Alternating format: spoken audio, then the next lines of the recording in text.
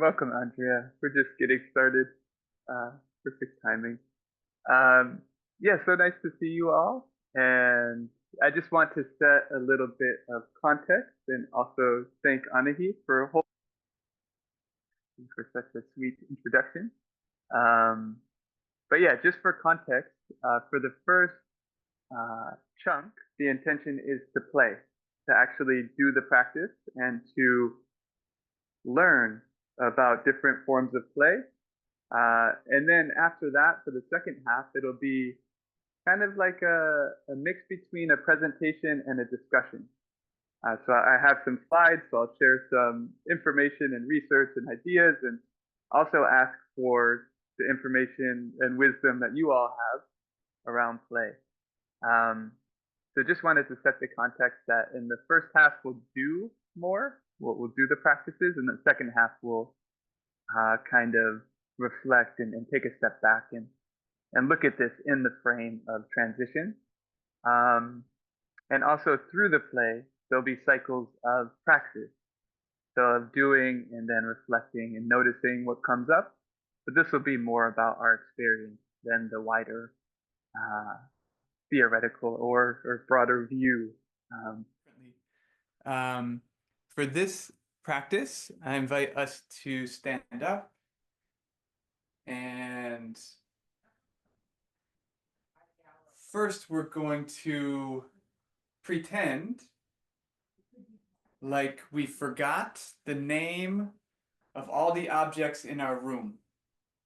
Okay, so the names that we remember, we've somehow forgot and jumbled up all our words. So we're just going to walk around our room and point to objects and call them by the wrong name.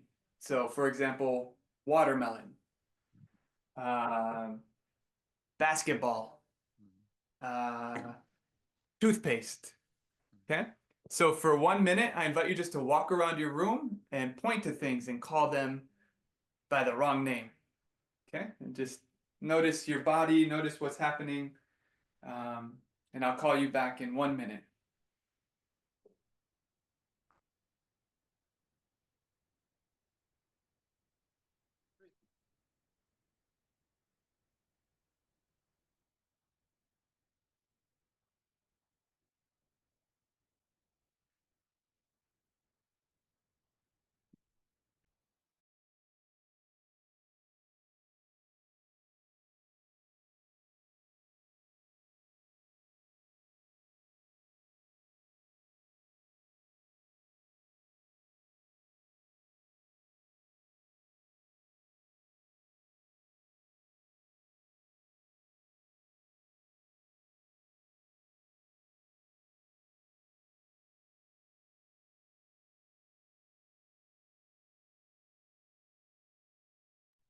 Okay, excellent. And if anybody feels called to bring one of the objects that they found back and share it with the group, you're welcome to. Just bring the object and name it to the group.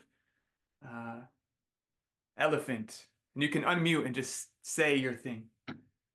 Dentist. Nice dentist.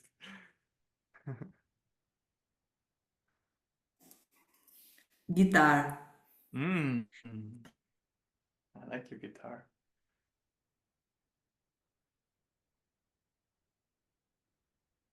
Hedgehog. Hedgehog, beautiful hedgehog. And a pack of cards. Wow. Okay.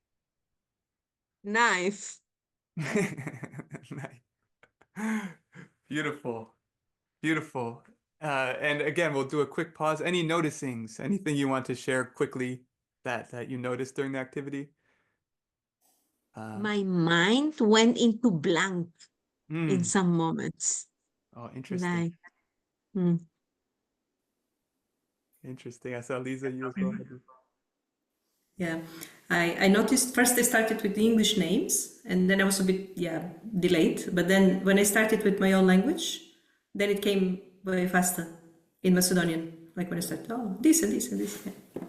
Oh, very interesting. The language, how the language kind of plays in there.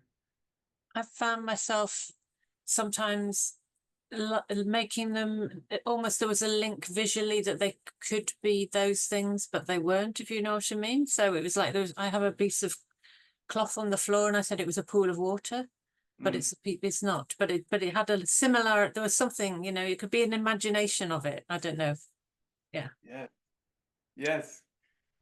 Beautiful. Yeah, interesting to see. For me, every time I do this like toothbrush comes up or toothpaste. I don't know where that word is lodged in my brain, but for some reason, whenever I do this activity, toothbrush or toothpaste come.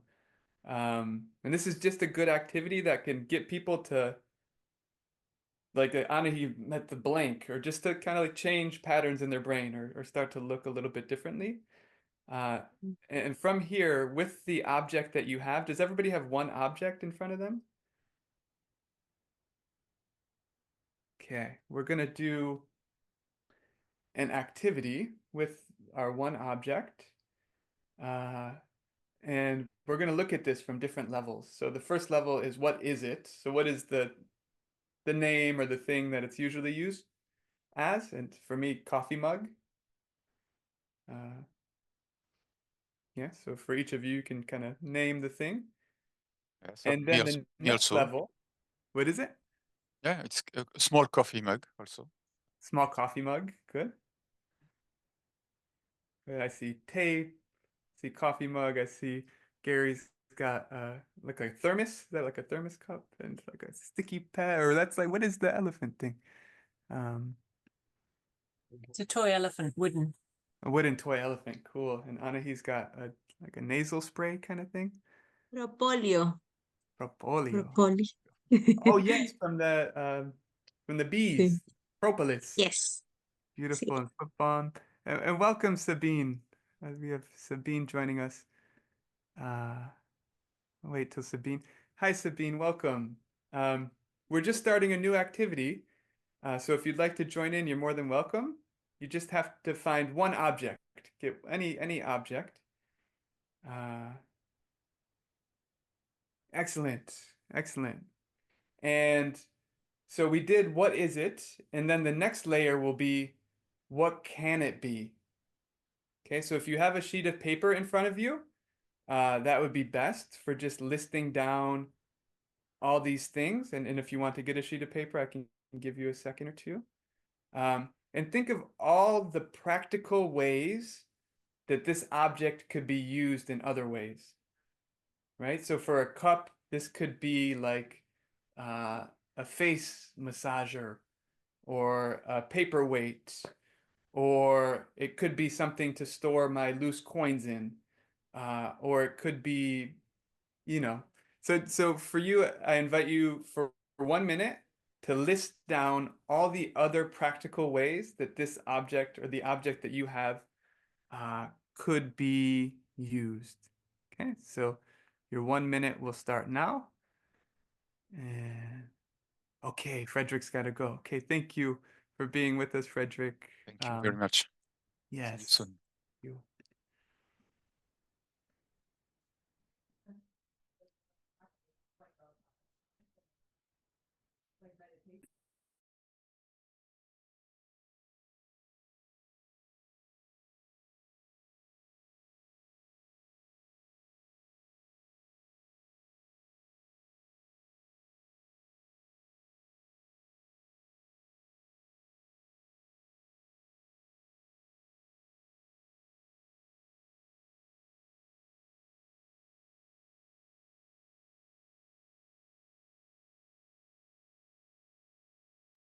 Okay, about 15 more seconds.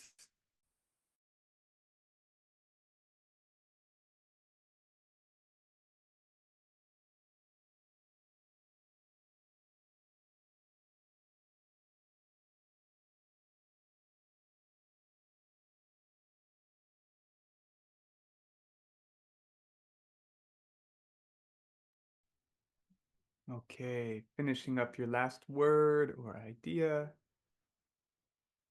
And yeah, here we have space. If anybody wants to share anything they came up with, we have space for a couple shares. You know, sharing your object and some of the different uses that you came up with.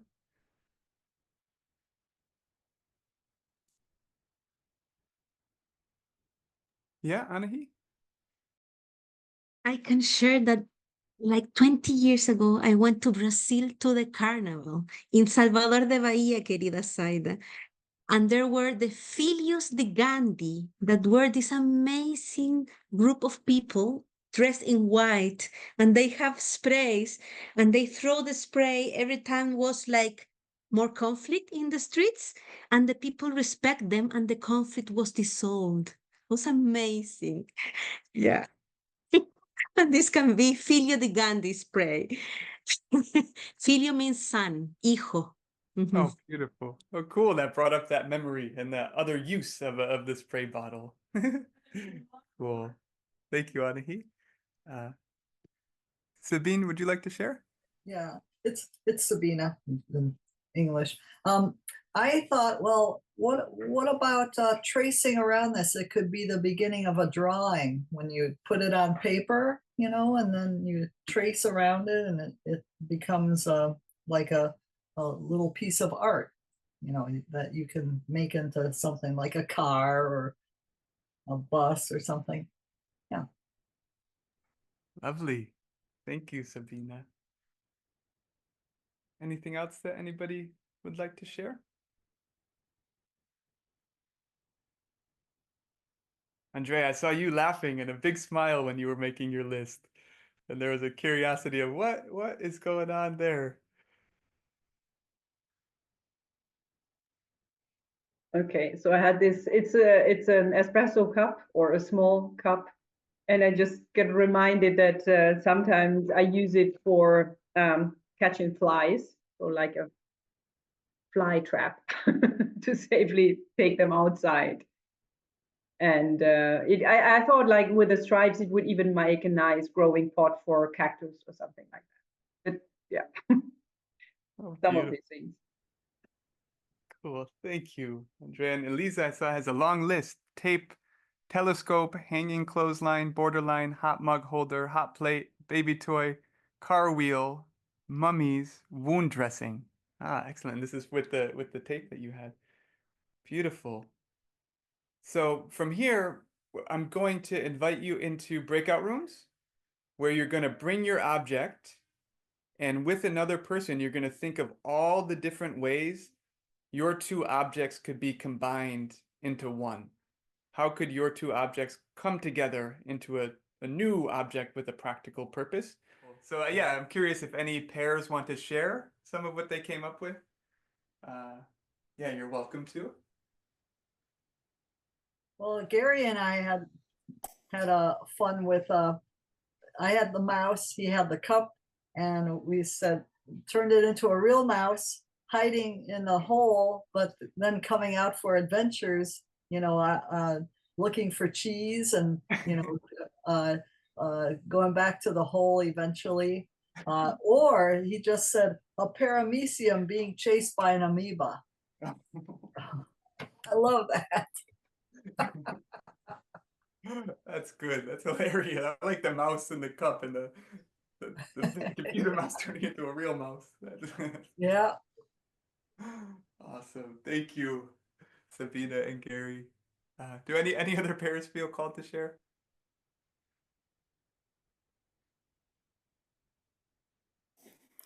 I can share the two that were most favorite from our interaction with Zaida. So she had a tin, metal tin with food balm, and I have this tape. And one was that we create like we use the balm for making mummies, and then we use this to go around the mummy. And the second is that we use this to make a cord, and then to tie the parts of the tin, and then we make a wind chimes. Beautiful. I love the creativity. Yeah, any other time for one more share if one of the other two pairs would like to share? We had a leak in the mug. Okay. So we had at times we were wrapping the leak, making wrapping paper for the object, and then hanging and dangling, and then we were going to make a magic soup for the mug. But we hadn't worked out what was going to happen to us when we drank it. Oh, lovely. I love it. I love it. The leek is wrapping paper. Edible wrapping paper. It's a good one. Okay, but we'll do, let's see, how are we doing on time? We'll do one more little practice before kind of going into the more discussion part. And this one is called Yes, Let's. Okay, has anybody ever played this game before? Yes, Let's? No? Okay, good. So somebody will say, let's do something, and we'll all do it. So let's dance, and we all dance. And the way it goes is one person says, let's eat ice cream, or let's do this. And then we all say, yes, let's, at the same time. And then we do the thing until the next person says, let's do something else, right? And then we say, yes, let's, and we do the thing. So we'll just kind of go through and do this for a couple of minutes and see what comes. Okay, so anybody's welcome to start, and we can just flow from there. Let's go fly fishing. Yes, let's. So Yes, we can all let's. unmute. We can all unmute too. Go fly fishing.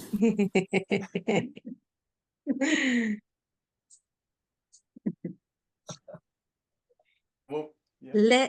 Let's send a lot of love to the decision makers of the world in this moment.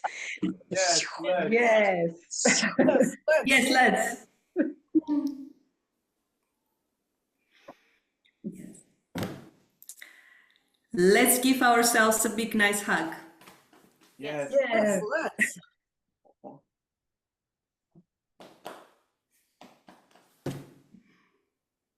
Let's speak out loud in gibberish. Yes, I yes. love- Yeah, I love- you can get back to your topic.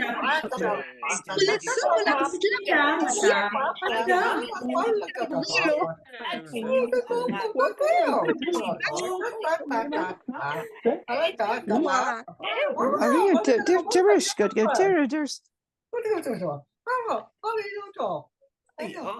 Let's take a nap.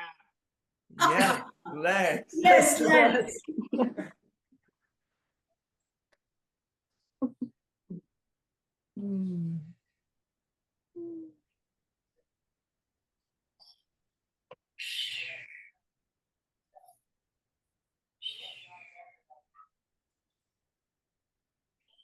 Let's take our magic wand now and put it all over that we want to transform in playfulness and flowers and colors and peace and harmony all over around us. Let's take our magic wand. Yes, let's. Yes. Flowers. Flowers over there. Flowers over there. Love. Let's do a finger dance. Oh, yes, let's. Yes. Let's.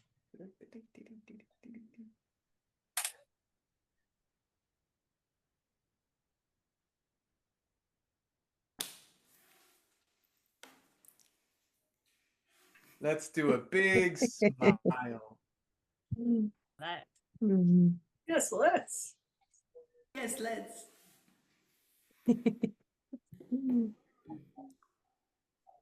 Let's turn around and see the world from upside down. Yes, let's. Let's.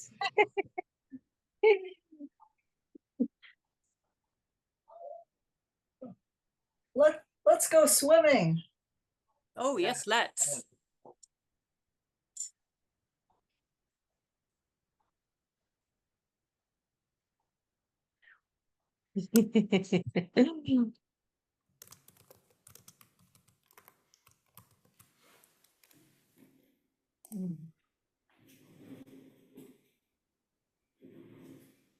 Okay, and we've made it back to the shore. Donahue, it looked like you might have, were you coming out with one more? Sorry? Oh, I didn't know if you were getting ready to share one more as. No, I'm enjoying so much to be play. Let's play together a little bit more. Want to play together a little bit more? Yeah? Yeah, would we want to do one more thing? No, it's okay. It's okay. Yeah. Okay. Cool. So yeah, any noticings or reflections from that? I think it's so important. I've done stuff like this at workshops that were very serious. And if you have a break where you do something like this, it really helps lighten your heart. Yeah. Mhm. Yeah. Yeah, and the effectiveness of emotional transformation for me is like automatic. It changed my state very fast. Changed your state from From like normal life, kind of adult life, into laughter. I have been laughing for 1 hour almost. See. Beautiful.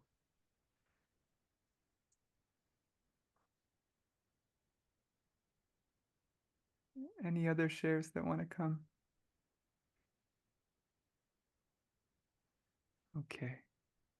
And we'll do one more thing. I just one more thing before we get into the talkie. And it's laughter. It's hearing you say the word laughter reminded me that laughter is such a good practice, and it only take a minute or two, so why not?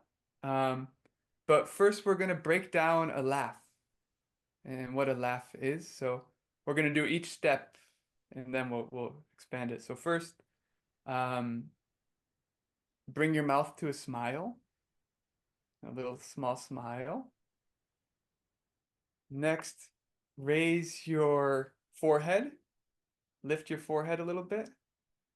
Open your eyes wide. Tighten your neck. Breathe in and laugh.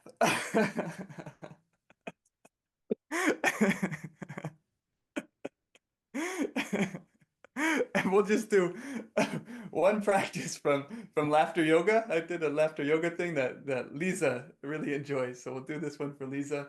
And we're gonna make a milkshake together. Okay, so we have 2 cups in our hands. And we're gonna mix them. This is before machines. This is the world before machines. So to mix, we have to go and make the sound and then when we drink, we're gonna laugh as we drink our milkshake. Okay, good. And one more, just in case anybody's lactose intolerant, we're gonna mix again. And this time, instead of drinking, we're gonna throw it over our shoulder. Okay.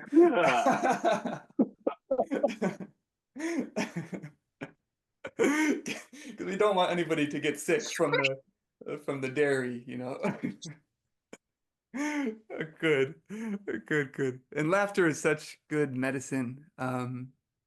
Yeah, and even just laughing for a minute in the laughter yoga challenge, that it was like a 6-week course, but there'd be a daily laughter practice where they'd encourage us to laugh for 1 minute a day. So if you feel called to bring more laughter into your life, this is a challenge. You know, can you laugh for 1 minute a day? Okay, so from now, we're going to get into the presentation, open discussion part. And I have a little PowerPoint thing that I'll share. And yeah, what I'd like to do is I just kind of threw some slides together in a somewhat orderly way. And yeah, I don't want to just be talking because I know you all have played and have wisdom and knowledge of play. So I want to, instead of just talking, to invite reflection and discussion together. So it'll be like a collective exploration. And first, want to talk about unified playfulness. So this is my offering, or the thing that I've kind of born, my baby. And yeah, just want to share. I do workshops and retreats and have online courses that support adults to play more. It's specifically designed for adults. And as we see here to give adults space to play. And I heard in the check-ins some people sharing like, I want to play more. Like, why don't I play as much? And to support people to disrupt patterns. So in the offerings I do, it's not only play for just fun.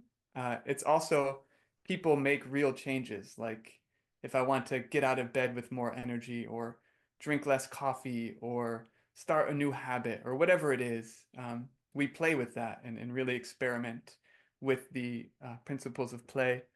And the third one, to bring more resilience, authenticity, and joy, not only into ourselves, but with the understanding that we are connected, we are in relationship. When we have more joy and when we have more well-being, every being that we interact with benefits from that. Or when we're more authentic, play is not all about feeling good and feeling joy. It's also a place where we can be with our anger, or be with our sadness, or be with our awkwardness. So it is, I see it as a contemplative practice, or a way that we can get to know ourselves and the world better.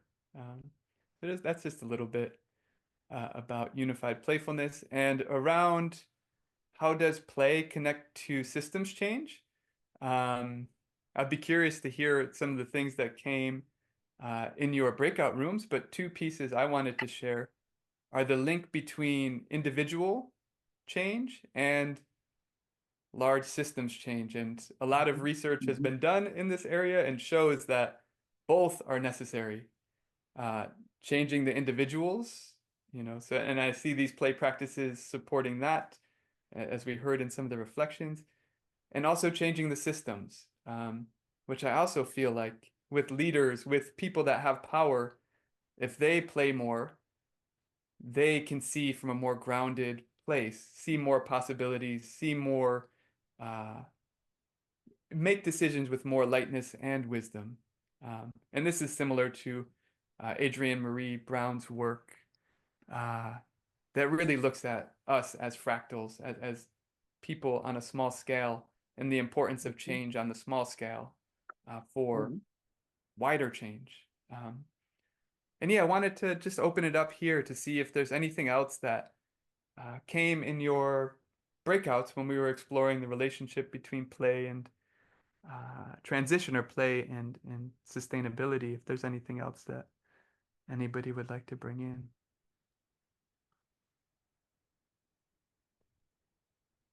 One of the things that came down when we were sharing with Charlotte is how play allow us to look at any phenomena or situation from different perspectives. And this allows the systemic view, the systemic thinking. When we have like the conditioning mindset of Western mind, like one thing is the truth and is what is right, and all the rest just don't exist, are not right.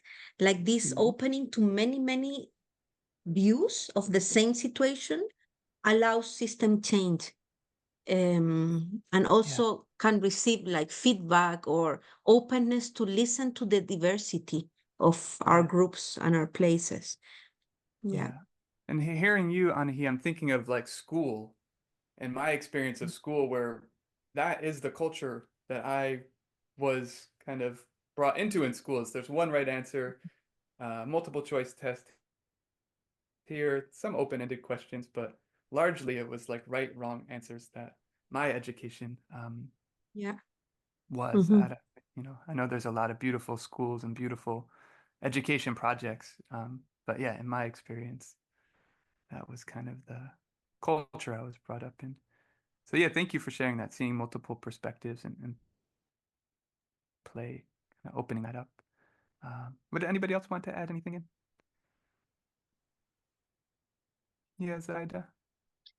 Yes, I'm just gonna bring a thought that I had during this this gathering, and especially when you were making us laugh with the last play that was kind of the most kind of like that we would label it silly. and it felt to me, I went so much into my childhood, and I said, why as childs are just so ready to play? And what came to me is that maybe because our memories are fresher in terms of connection with unity, with the unity of the self. And as we go growing older and having so many limiting beliefs that blocks that, we forget about it, we lose it. And the importance of course, as we know, having a healthy childhood would help us, fun childhood that would help us to always, maintain alive that sense of unity with the whole. Because when we are relaxed is when we know that we're integral, we're unity. And then it feels to me that when we do these exercises, we come back to that feeling of unity. And that's when we allow us to be what we call silly, thanks God. So anyway, just had this reflection. Yeah, and Zaida, hearing you led me to want to come to this video, and I'm realizing I can't play it because I downloaded this as a PDF. So maybe I'll just pull up this video and play this clip because I think it speaks to what you're sharing. So I'm going to stop sharing here and just pull in the clip real quick. Yeah. Bear with me for 1 second. Meanwhile, I can share also another thing that came from the play, that is to take our masks of who we have to do and to really go more intimate and more honest and accept the mistakes, that we're not perfect, like this mask of I am a perfect professional and woman and blah, blah, blah. And we wanted to put the music and we couldn't, and like just like to show vulnerability is also part, like playfulness allows me to be vulnerable also, and this brings relationships closer. Yes, 100% Anahi, and this is also why play is so beneficial for leaders. If leaders can be more vulnerable, honest, and open, I think it's good for everybody.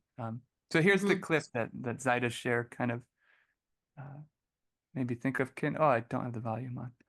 Sorry. That's what I mean about changing the paradigm. Can you all hear that? There was a great study done recently of divergent thinking. Published a couple of years ago. Divergent thinking isn't the same thing as creativity. I define creativity as the process of having original ideas that have value. Divergent thinking isn't a synonym, but it's an essential capacity for creativity. It's the ability to see lots of possible answers to a question, lots of possible ways of interpreting a question, to think what Edward de Bono would probably call laterally, to think not just in linear or convergent ways, to see multiple answers, not one. So, I mean, there are tests for this. I mean, one kind of common example would be people might be asked to say, how many uses can you think of for a paperclip? One of those routine questions. Most people might come up with 10 or 15. People who are good at this might come up with 200. And they do that by saying, well, could the paperclip be 200 foot tall and be made out of foam rubber? You know, like, does it have to be a paperclip as we know it, Jim? You know. Now, there are tests for this, and they gave them to 1,500 people. This is in a book called Breakpoint and Beyond. And on the protocol of the test, if you scored above a certain level, you'd be considered to be a genius at divergent thinking. Okay? So my question to you is, what percentage of the people tested, of the 1,500, scored at genius level for divergent thinking? Now, you need to know one more thing about them. These were kindergarten children. So what do you think? What percentage at genius level? 80. 80, okay. And what do you all think? You could even put what percentage of 1,500 kindergarten children scored at genius level? If you have an answer, you can just pop it in the chat or just hold it in your head, whatever. Let's see. 98%. 98%. Now, the thing about this was it was a longitudinal study. So they retested the same children 5 years later, age of 8 to 10. What do you think? 50? They retested them again 5 years later, ages 13 to 15. You can see a trend here, can't you? Now, This tells an interesting story because you could have imagined it going the other way, couldn't you? You start off not being very good, but you get better as you get older. But this shows two things. One is we all have this capacity. And two, it mostly deteriorates. Now, a lot of things have happened to these kids as they've grown up. A lot. But one of the most important things that happened to them, I'm convinced, is that by now they've become educated. You know, they've spent 10 years at school being told there's one answer, it's at the back. And don't look. And don't copy, because that's cheating. I mean, outside schools, that's called collaboration. You know, but inside schools. One second. Now, this isn't because teachers want it this way. It's just... Yeah, so just wanted to bring that in with the connection to school and thinking and divergent thinking. And yeah, also the activity we did looking at multiple uses of the object, that is a practice in divergent thinking. So I had one teacher that would do that practice every day in their daily life with a different object. And there's another layer that we didn't do that brings the imagination in. What might it be for the object? So we did what is it, what can it be? And the third layer is what might it be, where my phone could turn into a spaceship or could turn into, you know, kind of like what Gary and Sabina did with the mouse and the cup. They brought it to a more imaginative place as opposed to a practical place. But these practices are, practices in divergent thinking. I'm just going to pull the thing back up.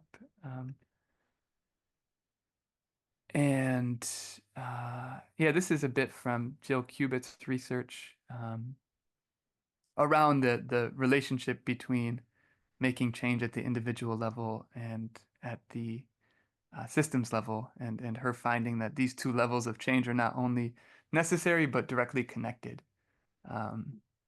So being more playful impacts the whole world.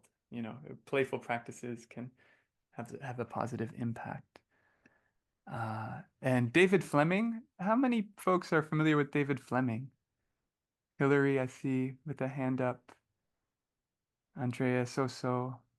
I see Gary. Yeah, he's a thinker that had a lot of influence on the transition movement, had a lot of influence on Rob Hopkins, and Rob wrote the foreword in his book, and he was a really prolific thinker and beautiful thinker. And I had the great opportunity to take the Surviving the Future course with Sean Chamberlain, who's also a member of the Transition Network, and it explores David's work. And it's really, I really appreciate his teaching and his work. And let me go back into full screen. And he talks about a lot of things, including play, but it's all about post-capitalist futures. And one thing he says about play is the market economy suffers from play deprivation, but in the future, we won't be able to get by without it. And I just wanted to bring that quote in and see what it brings up for you all. And if anybody wants to share what comes up reading that, or if you have anything, if you relate to it, if you agree or disagree, or have any personal experiences that speak to this.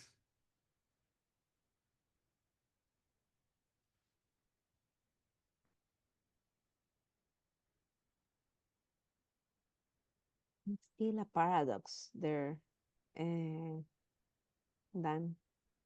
Like, I think, marketing is somehow depriving of play, so we consume more.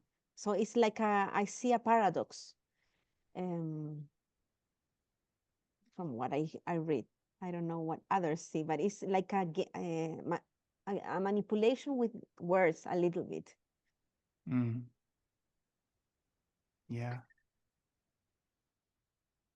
Thank you, Anahi. Anybody else like to add anything?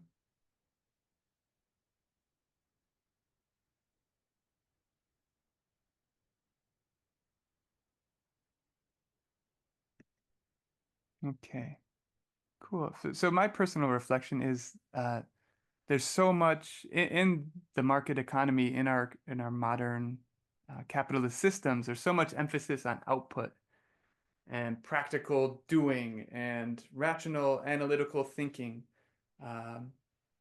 which what Fritjof Capra names mechanistic qualities, which are opposing to systemic qualities. So the rational analytical and the intuitive, the masculine and the feminine. And I'll show a chart that has all these different qualities, but the current systems we're in, a lot of us, if we're in the modern capitalist systems, are imbalanced and emphasizing the skills that are not associated with play in many ways. So in my experience, in my view, in the offering I do, I see play as inherently countercultural, in that it enables us to be honest. It enables us to be without constraints, or there's a boundarylessness. There's a not an outcome. Often it's non-directed, and anything could happen, which I believe are quite countercultural to our mainstream ways of being and operating and working. If we think of work environments or education environments, or yeah, I don't know if others agree or have had similar experiences in their work or in their play.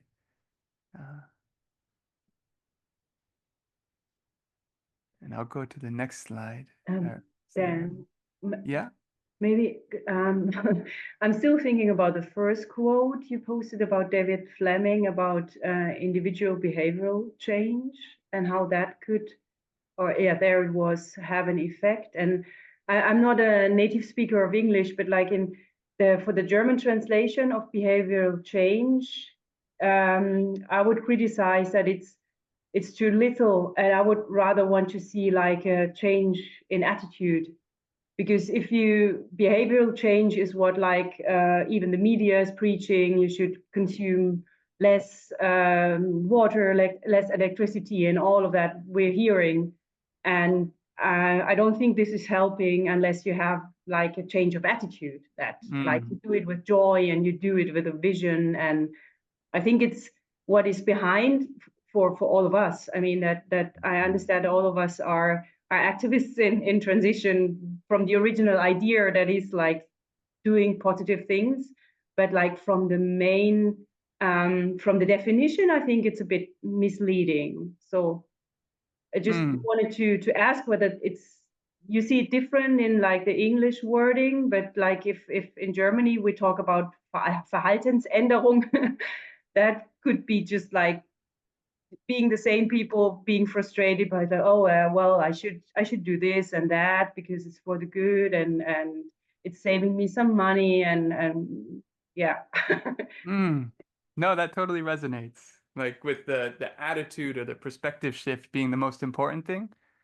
The way I do it, the way I offer it is with the image we saw in the beginning of asking folks, what do you want to do more of? What do you want to do less of? And what do you want to do differently? And I find when people make real life experiments and when people listen to the inner voice of what do I really, what makes me feel good and what makes me feel proud, or what brings me embarrassment or shame, from that place, people have the compass to, I think, change in ways that are positive. So a lot of like similar in mindfulness practice. I was in a monastery for close to 3 years, and it's similar. When there's the quiet space, we can hear and get the feedback in our natural systems of what's good and what's bad and what needs to change. So I believe it's both, and I believe there's in changing behaviors, we get feedback that changes our attitude, and in changing our attitude, we get feedback that can change our behavior. So I feel like sometimes it's the doing that helps us to develop the attitude or to see or develop more experiential wisdom. And sometimes it's the attitude that can support the behavior. It's both, I feel like there's a good point. Interplay. And yeah, just we've got about 5 minutes more. So I wanted to, yeah, another way David Fleming looks at play is by play consisting of all interactions other than instrumental ones, or play that or actions that have a specific function, like, I need to do this to get this. And even the instrumental ones are really quite free of it. And for me, I go beyond to what I shared in the beginning of play can be integrated into everything when we look at it as a state of mind. So in my way of seeing it, I think it can also happen in board meetings, in conflict, in very serious situations. I feel like the state of mind of play can find its way in.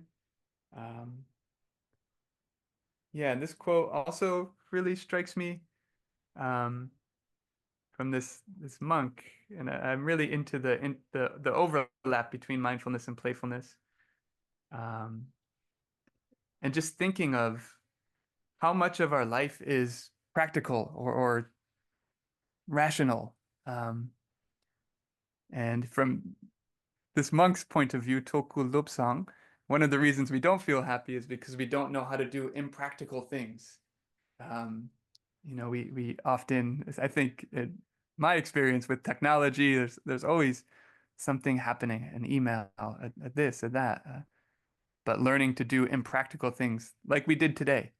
And in the impractical, there's connections made, there's friendships, even friendship can be seen as impractical, having friends and maintaining friends. So yeah, I really appreciate this quote. And this is the chart I referenced earlier from Fritjof Capra, the systems thinker. And he frames the times we're in as a crisis of perception, and that there's a great imbalance where our society and our institutions are heavily favoring the mechanistic qualities that we see in yellow here, and that there's an imbalance where there's not enough of these systemic qualities weaved into our institutions and our lives. So I see play as a way of bringing more balance, of engaging with some of these more nonlinear, holistic, synthesizing, intuitive ways of being. And both are good. The competition and the cooperation are both good. But Fritjof Capra, the way he frames it is we're just way too out of balance, where competition is way more heavily favored in our current, we see it in politics, we see it in education even, where it's a competition.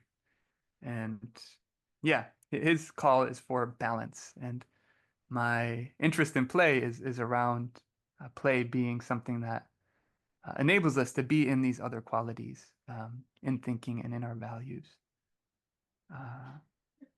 We've got a couple minutes. I think I'll give Anahi, like 5-10 minutes to close. Is that enough for you? Is there any comments on this or anything anybody would like to share?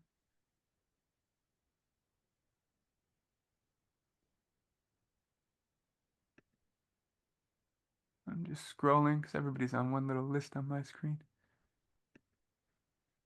Okay. So moving ahead, another quote that bridges the mindfulness and the playfulness, is just talking about how being present is a major quality of play. And here Trungpa Rinpoche says that this present mind is the source of creativity. We're not trying to be anything, but just being where you are. So I think one of the big qualities of play is presence. And as we were saying, play as a practice and play as a state of mind, similar to mindfulness, really seeing how this can weave beyond just when we're playing. A lot more quotes a beautiful podcast here that talks about the neuroscience, which I won't get into now just due to time. But Andrew Huberman studies all the research and finds the tangible impacts that play has on the brain and literally supporting us to see more possibilities in things. The more we play, and he suggests for a healthy brain, healthy body, 1 hour of play a week, and whatever that might look like in your context. And yet goes in and shares all the neuroscience of what that does to your brain, and how that can have really transformative impacts. And these are some of the reasons he gives here as well.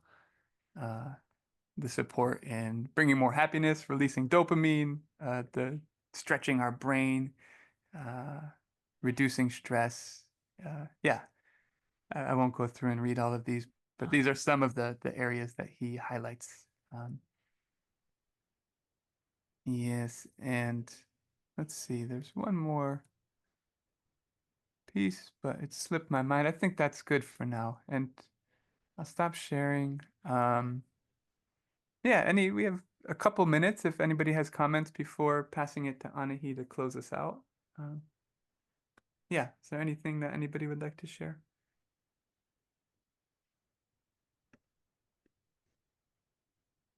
Yes, Gary.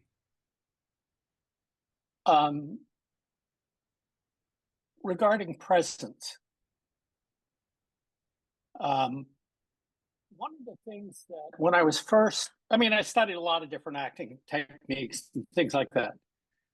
But the one that actually led me to meditation, to be honest, one of the most difficult and interesting places, early lessons, was to constantly reside in receiving. And then trusting that once you've received, you were free to respond while still holding your attention on receiving. That's so beautiful. Thank you for bringing that in. And that was a major teaching as well that the teacher at the monastery would share, of not grasping or not trying to change situations or fix things, but just, openness, receiving, and the power to respond, which I think play in workshops, it invites that in, the unknowing, the nonlinearity that really stretches us into responding spontaneously and without thinking. And so thank you so much for bringing that in. Any other final comments? I just want to keep going, but I know Anahi's got to close this out, and I do want to honor the time that we did set. So I'll share a link to Unified Playfulness in case anybody. I do an online course called Play from Home, which supports people to really build play practices in their homes.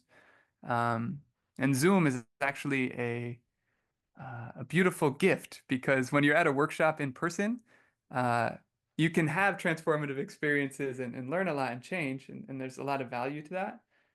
And through Zoom, we can do it in our homes, to where the habits and the practices we're doing are in the context that we spend the most time in. So I've found it in doing these play things online, it brings a lot of benefit for people to practice in their context. But there's a whole list of offerings and a series of workshops coming up around behavior change and habit development and exercise and mindfulness, and it's all there on the website if anybody's interested. I'm happy.